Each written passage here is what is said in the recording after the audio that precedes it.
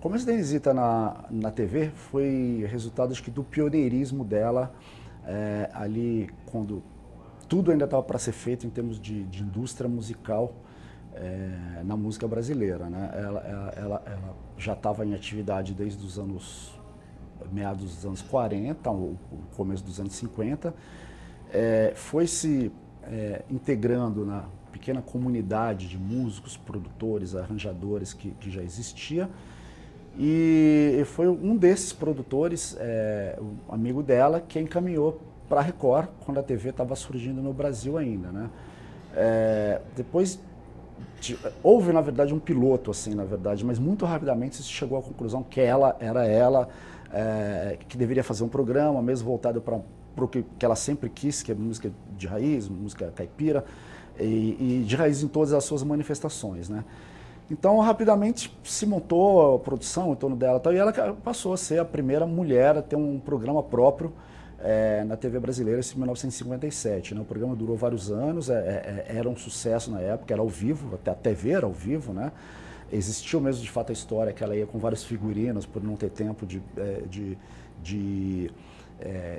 se trocar, guarda-roupa, etc., e tirando as roupas conforme mudavam os quadros, os convidados, etc. Havia uma orquestra ali também ao lado dela, e ela tinha convidados e tinha vários números musicais dela mesma, né? Que ela tocava em acústico, hora acompanhado por orquestra. E a pauta musical era o que, na verdade, ela tomou para si a responsabilidade de fazer ao longo da carreira dela. Ela defender realmente música de raiz, manifestações folclóricas, música caipira, música sertaneja, que não sei se era o termo assim na época, mas, enfim, essa música que toca de viola, que toca no Viola Minha Viola, nos últimos 33 anos, já tinha lá nesse programa, né? E que é uma pena que não se tenha, né, documentação disso, né? Fotos, muito pouca coisa e filmagem, que eu saiba, não existe, né? Eu acho que isso não afetou só ela, mas afetou muitos artistas de música brasileira nos anos 60. A Jovem Guarda, quem viveu isso deve saber melhor, mas foi uma febre, assim, um frisson quase comparável à Beatlemania aqui no Brasil, né? Com os três grandes nomes aí, Roberto, Carlos, Erasmo e Vanderlei capitaneando. E a juventude só queria saber disso, assim, não havia outra alternativa. E gradativamente os artistas de outros segmentos da MPB foram sim perdendo muito espaço em TV, muito espaço em rádio e talvez até na mídia impressa, né? E ela, por exemplo, ela já não tinha mais o programa dela, que aliás na época tinha sido patrocinado até por uma multinacional, pela Air France, a companhia aérea, mas ela já não tinha mais o programa na Record, e a gente não pode esquecer que a Jovem Guarda foi na Record, né? Então tomou de assalto, sabe, a emissora e as paradas de sucesso do Brasil, e ela foi meio que posta de lado mesmo, assim, foi esquecida, não fazia shows, o telefone não tocava, sabe, minguaram os cachês, e ela começou a fazer o que ela já fazia antes, que era dar aula, né? Ela sempre, desde que iniciou a carreira, ela dava aqui e ali aula de música, né, para adolescentes e crianças e tal. E para surpresa dela, com o passar do tempo, e isso não foi muito tempo, em alguns meses, depois da explosão da Jovem Guarda, ao mesmo tempo que ela ficou numa espécie de freezer, né, apartada de shows, etc., mães jovens e parentes de molecadas, de crianças e adolescentes, começaram a procurá-la para que ela desse aula, mas aula de Jovem Guarda, ensinar as músicas da Jovem Guarda para essa criançada, para esses jovens. E ela abraçou isso porque realmente virou uma fonte de renda significativa para ela, né? E ela disse que era muito fácil, com a formação que ela tinha, um acorde aqui, outro ali, sabe, para eles cantarem nas festinhas de família e tal, os pais adoravam, sabe, e quando com poucas aulas, esses jovens e crianças já estavam cantando o Erasmo, o Vanderlei e principalmente o Roberto Carlos, e ela conseguiu fazer, se virar bem ali, até que gradativamente, depois de alguns anos, a Jovem Guarda esfriou um pouco e os caminhos foram se abrindo de novo, né, para os artistas que eram de outros segmentos da música brasileira, né.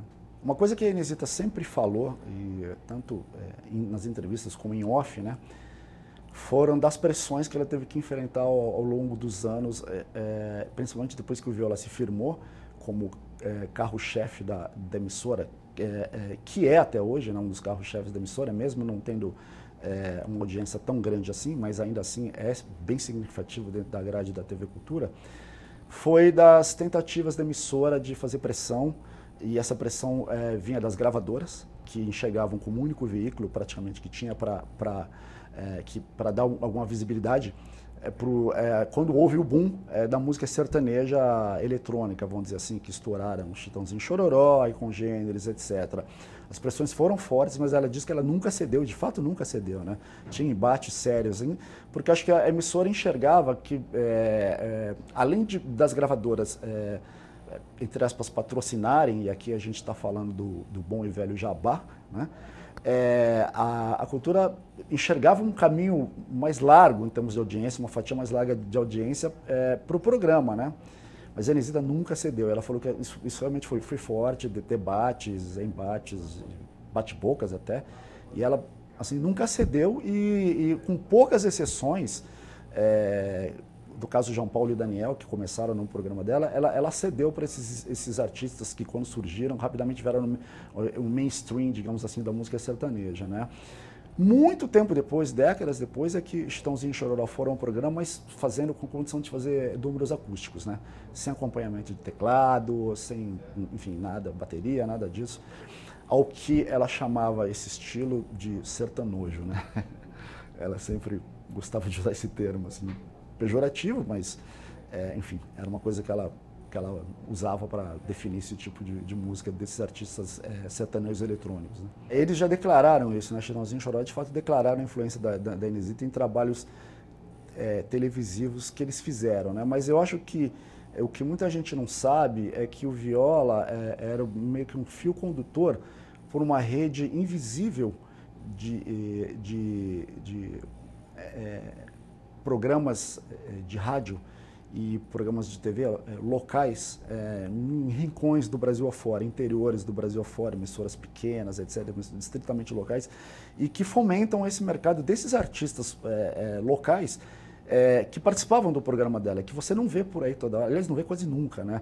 Na verdade, então, nesse sentido, ela influiu, o Viola e a Enesita influenciaram bastante, sim, sabe, toda essa rede, né, invisível que existe de articulação de shows, esse mercado de shows e de pequenos programas de rádio e até de TV, como existiram alguns, fora dos grandes centros, né?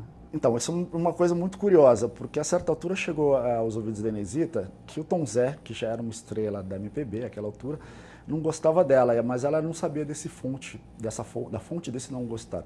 Ela foi convidada 2 vezes para fazer o Roda Viva, e numa dessas a bancada era formada por vários artistas, e um deles era um Tom Zé.